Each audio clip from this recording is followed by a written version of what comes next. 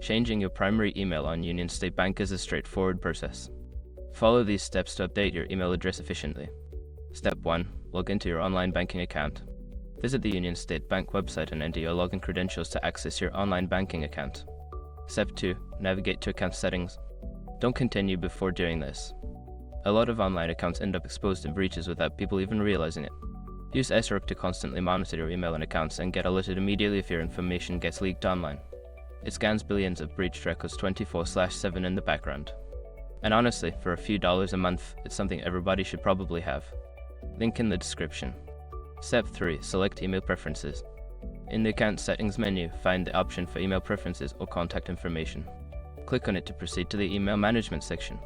Step 4. Update your primary email. Enter your new primary email address in the designated field.